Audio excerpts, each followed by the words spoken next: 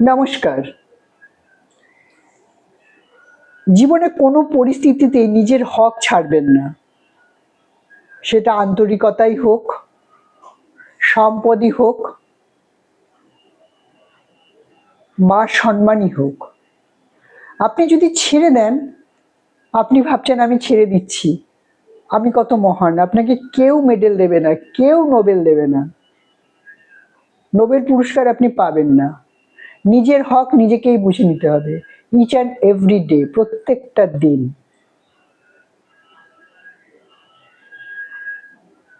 সেটা অর্থই হোক, সম্পদই হোক, সম্মানই হোক বা আন্তরিকতাই হোক, প্রত্যেকটা জিনিস।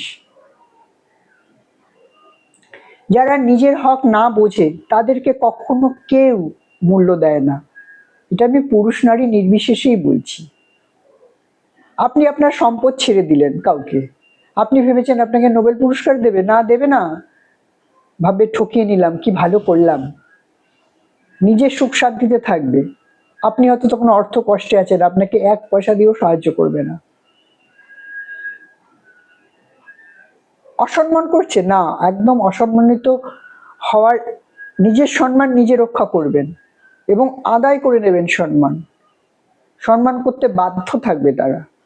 আপনি ভাবছেন ঠিক আছে, একটু এটা ওটা উল্টোপাল্টা কথা বলছে, কি আর এমন, আমি একটুখানি চুপ করে থাকলে কি হয়, সংসারে শান্তি বজায় থাকে। না, শান্তি বজায় থাকে না। তার কারণ হচ্ছে আপনার মন অশান্ত, আপনি অস্থির হয়ে আছেন ওই সামান্য একটা ছোট্ট কথাতে। সেই কথা আপনার অন্তরের অন্তঃস্থল জ্বলিয়ে দিচ্ছে।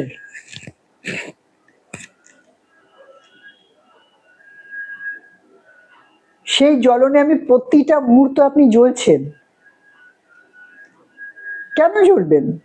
নিজের আত্মসম্মান নিজে আদায় করে নেবেন এবং বলবেন না, আমার সাথে এটা করা চলবে না, আমি করতে দেব না। এটা আদায় করে নেবেন নিজের সম্মান। সংসার কাউকে এমনি এমনি কিচ্ছু দেয় না, ইচ অ্যান্ড এভরিথিং আদায় করে নিতে হয়। বললে হবে না ছেড়ে দে মা, কেঁদে বাঁচি। কেঁদে বাঁচা যাবে না, কেঁদে শুধু চোখের দৃষ্টি কমবে। কাঁদতে কাঁদতে যতটা মানে সময়ের পরে চশমা লাগবে, তার অনেক আগে চশমা লাগবে। সেই চশমার জন্য অর্থ লাগবে। যে সম্পদ আপনি ছেড়ে দিয়ে এসছেন সেখান থেকে আপনি কিছু পাবেন না।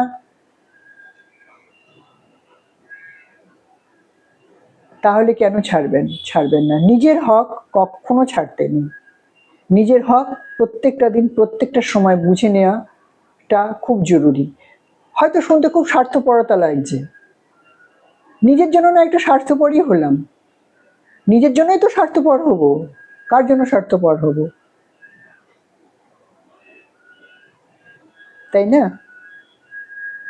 অনেক লোক অনেক কথা বলবে, কিন্তু দিনের শেষে আপনার প্রয়োজন, আপনার নিডস আপনাকেই পূর্ণ করতে হবে, কেউ করবে না।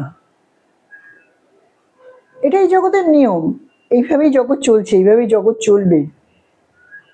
এই জগতে বাঁচতে গেলে নিজের হক নিজেকেই আদায় করে নিতে হবে, কেউ দেবে না। ভালো থাকবেন, সঙ্গে থাকবেন।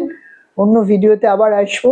আশা করি প্রত্যেকের ফ্যামিলি নিয়ে খুব ভালো থাকুন, ভালো আছেন এই কামনা করি। আবার আসবো অন্য একটা ভিডিও নিয়ে। ভালো লাগলে লাইক করবেন, শেয়ার করবেন, সাবস্ক্রাইব করবেন। জেনারেলি আমি সাবস্ক্রাইব করার কথা বলি না, ভালো লাগলে অবশ্যই করবেন। আজকে এখানেই শেষ করছি।